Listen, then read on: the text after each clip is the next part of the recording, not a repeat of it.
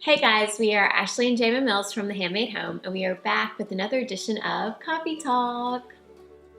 And we're back today with reader questions. Yeah, so it's going to be a fun day as we are going to answer some questions sent in by our readers who answered our call out, sending us stuff from their own home, questions they had, problems with trying to figure out different design ideas. And so we're going to dive into it, see what kind of advice we can give, and hopefully give them some spaces that they're really going to love. Yes. So our first question is from Kate, and she says, Hey Kate. Hi, I recently found your blog and I enjoyed reading it. My question for your next coffee chat is master bedroom related. My husband and I have been married for 9 years in October. Congratulations, guys. That's awesome. And have never had a bedroom that we love. It's been a hodgepodge of furniture and style over the years. We just bought a new house and I want to make our room a priority. I'm sorry this question is so long. First of all, Kate, no apologies on the question being long. It's a great detailed question because the room has a lot of detail. And it's the fun of this new format. We get long questions. They're not just a little short little one-liners. And they're more in depth, yeah. So we think that some more substantial nightstands on each side would definitely help anchor the space. Again, I know I keep talking about anchoring the space, but I do feel like each room needs that substantial piece or two that goes in and really helps establish the room and what the purpose of it is. I think some shorter ones with a lot more storage, maybe some drawers, and some big lamps on top. You'd be amazed at what the right lighting can do for the ambiance of a space, and something simple like that is a great way to change it over. What do you think about the colors on those nightstands? What do you think, Jamin? I think something a little darker maybe is what I would go with. Yeah, definitely, because they already have two white pieces, and I think a great contrast, either a natural wood tone or a gray, would be really great for that space.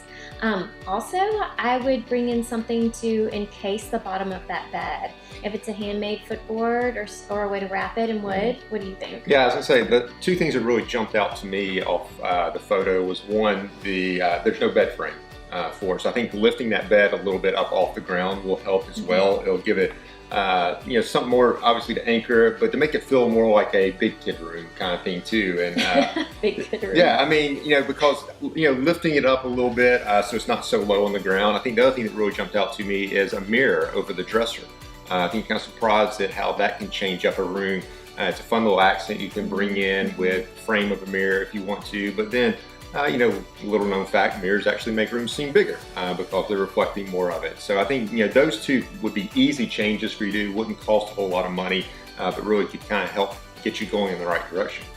I would also love to see that bedding diversified a little bit more. You've got a great start with that. Maybe some pillows and a throw at the end, and some darker tones along with a rug to really establish the room a little bit more. And I think this is a great start, and I love it when people do their master bedrooms because a lot of times we wait until the very last room to do that, and it's such a retreat at the end of a long day just to feel like it's a space for you and your partner or yourself, whoever's living there. So I'm going to do it. I'm going to open the box of worms nobody likes to be mentioned. You ready? The ceiling fan.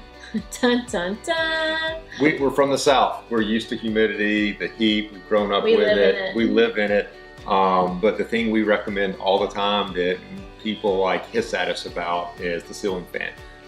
And ceiling fans are great and they serve a purpose, but we're also thinking... And their ceiling fan isn't bad. It's not bad. But it may make it feel more like a retreat, to use a fun word, romantical place. If you change it up with a little bit better chandelier, something to just make it feel, I don't even know what the word I'm looking for here. It's just more kind of ambiance. Yeah, I was gonna say grown up again before I use that one.